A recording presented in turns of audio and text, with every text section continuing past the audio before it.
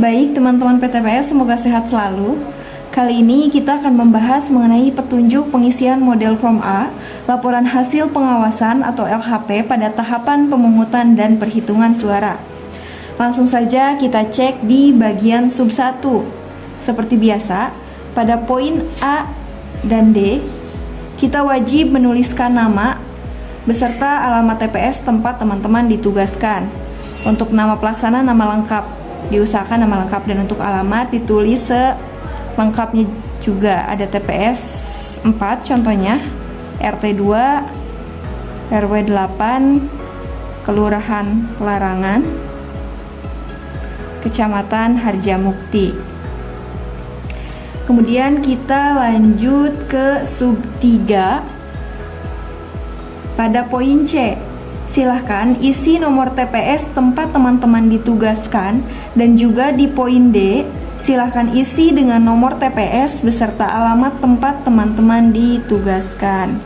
Contohnya ini TPS 4, RT 2, RW 8, Kelurahan Larangan.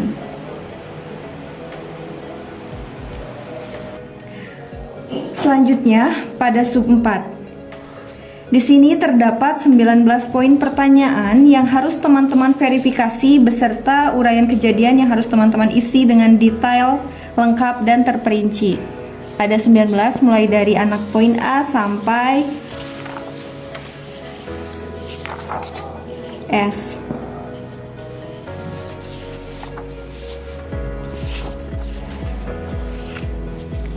Sebagai contoh, pada poin A, di sini tertulis pernyataan bahwa logistik pemungutan suara tepat jumlah, iya atau tidak. Silakan teman-teman coret jawaban yang tidak perlu. Teman-teman bisa pilih ya dan coret tidak jika memang logistik pemungutan suara jumlahnya tepat, atau teman-teman bisa pilih tidak dan coret ya jika memang logistik pemungutan suara jumlahnya tidak tepat. Logistik yang dimaksud mencakup keseluruhan yang dibutuhkan di dalam satu TPS, dari mulai kotak suara, surat suara, dokumen-dokumen lainnya hingga ATK yang diperlukan di TPS. Selanjutnya masuk pada kolom uraian kejadian. Seperti biasa, teman-teman wajib mengisi kolom ini baik ketika memilih iya ataupun tidak, dan silahkan isi kolom ini dengan memperhatikan unsur 5W 1H dan tulislah secara lengkap, detail, dan terperinci. Untuk poin pertanyaan selanjutnya, dari poin B sampai poin S yang tadi sudah kami tunjukkan sampai poin S tadi, silakan teman-teman bisa membaca dan mencermatinya dengan seksama, dan jawablah setiap pertanyaannya dengan benar sesuai yang terjadi di lokasi tempat teman-teman bertugas. Begitu juga dengan kolom uraian kejadiannya. Nah, untuk pengisian semua poin dari A sampai S sama seperti uraian kejadian yang dicontohkan di poin A. Sampai sini. Nah, kita bergeser pada form selanjutnya. Selanjutnya kita masuk ke bagian hasil perhitungan suara pemilihan serentak tahun 2024. Dalam pengisian bagian ini, teman-teman perlu berkoordinasi dan berkomunikasi dengan baik pada KPPS di tempat teman-teman ditugaskan. Di sini, kita diminta untuk mengisi data yang dibutuhkan dan berupa angka. Pada poin A, isilah jumlah data pemilih yang terdaftar di dalam DPT yang terdiri dari laki-laki, perempuan, dan jumlah total dari keduanya. Contohnya, daftar pemilih yang terdapat dalam DPT laki-laki yaitu sebanyak 300 orang. Kemudian perempuannya sebanyak 300 orang juga. Maka jumlah total DPT baik laki-laki dan perempuan itu sebanyak 600 orang. Nah, setelah itu kita masuk ke poin B. Di poin B ini kita diminta untuk mengisi kebutuhan data mengenai pengguna hak pilih. Nah, teman-teman perlu perhatikan di sini pada poin B ini yang dimaksud adalah pemilih yang datang ke TPS dan menggunakan hak pilihnya. Berbeda dari poin A sebelumnya. Kalau yang tadi di poin A kita harus mengisi jumlah DPT yang terdaftar di KPU, baik ia akan datang ke TPS ataupun tidak. Sedangkan di poin B ini kita diminta untuk mengisi jumlah pemilih yang benar-benar datang ke TPS dan menggunakan hak pilihnya. Jadi dalam hal ini tolong bisa dibedakan oleh teman-teman PTPS semua ya. Dalam poin B terdapat 3 kategori. Bisa dilihat ada DPT, DPTB, dan DPK. Nah, silakan teman-teman isilah masing-masing kategori tersebut sesuai instruksi yang diminta. Berapa DPT yang menggunakan hak pilihnya, baik laki-laki maupun perempuan, berikut dengan jumlahnya. Kemudian juga dengan DPTB dan DPK. Setelah 3 anak poin ini terisi, silahkan jumlahkan keseluruhannya jumlah seluruh di pengguna hak pilih baik dari DPT, DPTB, dan DPK sesuai dengan jumlah laki-laki, perempuan maupun jumlah keduanya.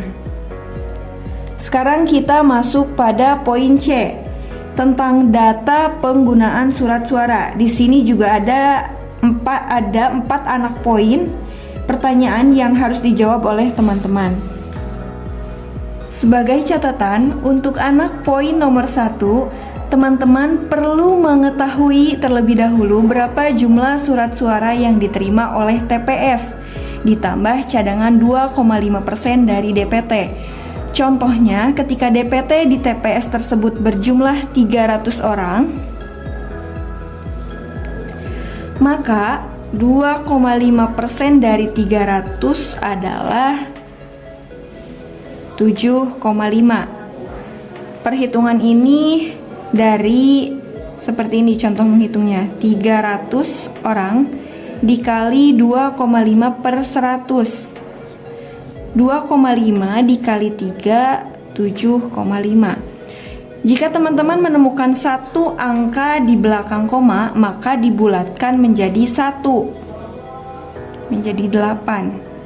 Nah, jadi cadangan dari 300 DPT itu adalah 8 buah. Maka jika dijumlahkan total surat suara di TPS tersebut berikut dengan cadangannya 2,5% sebanyak 300 ditambah 8, 308 buah. Jadi total surat suara ditambah cadangan itu sebanyak 308 buah. Selanjutnya, pada poin D, teman-teman diminta untuk mengisi jumlah pemilih disabilitas, baik laki-laki, perempuan, ataupun jumlah total dari keduanya, laki-laki dan perempuan. Setelah itu kita masuk pada poin E. Di sini kita akan menuliskan hasil perolehan suara pasangan calon. Untuk anak poin 1 tentang pemilihan gubernur dan wakil gubernur Jawa Barat. Sedangkan untuk poin 2 untuk pemilihan wali kota dan wakil wali kota Cirebon. Nah, silakan teman-teman tuliskan hasil perolehan akhir suara tersebut ke masing-masing paslon sesuai dengan hasil pemungutan suara yang telah dilakukan di TPS. Kemudian di poin F, teman-teman tuliskan jumlah surat suara sah. Nah, ini data suara sah dan tidak sah. Teman-teman tuliskan jumlah surat suara sah, surat suara tidak sah, dan jumlah total keduanya, baik jumlah suara sah dan tidak sahnya. Perlu menjadi catatan bagi teman-teman, data jumlah suara di poin F ini harus sinkron dengan jumlah penggunaan suara pada poin B tadi sebelumnya. Nah, di sini hasil dari poin B ini dengan poin F ini harus sinkron. Pastikan KPPS menghitung dengan benar antara penggunaan hak pilih, dalam hal ini surat suara, dan perolehan jumlah suara. masuk ke bagian selanjutnya, yaitu kejadian khusus lainnya. Teman-teman silahkan isi bagian ini dengan uraian kejadian di luar dari seluruh pertanyaan yang tersedia dari poin-poin sebelumnya yang sudah tadi kami tunjukkan. Sebagai contoh, di TPS tersebut ternyata terjadi sebuah kerusuhan ataupun adanya bencana alam atau bahkan praktik politik uang. Atau bisa juga terjadi perdebatan baik antara saksi maupun penyelenggara dan kejadian-kejadian lainnya. Pastikan semua yang terjadi terdokumentasikan dengan baik, baik berupa catatan, foto, video, ataupun rekaman suara. Nah, kemudian untuk sub 5 dan 6 kita lewati saja dulu. Kita langsung menuju ke bagian titi mangsa yang ada di sini dan tanda tangannya. Silakan teman-teman isi nama pengawas dan nomor TPS bertugas, serta jangan lupa untuk dibubuhkan tanda tangannya. Sebagai contoh, untuk LHP pemungutan dan perhitungan suara akan dikumpulkan pada tanggal 27 November setelah proses pengantaran logistik ke kelurahan kepada PKD masing-masing. Mungkin sekian tutorial singkat ini. Jika memang masih ada kebingungan atau ada pertanyaan, bisa menghubungi PKD masing-masing atau menghubungi Panwascam baik Kordip maupun staf. Terima kasih, sampai jumpa dan jaga kesehatan.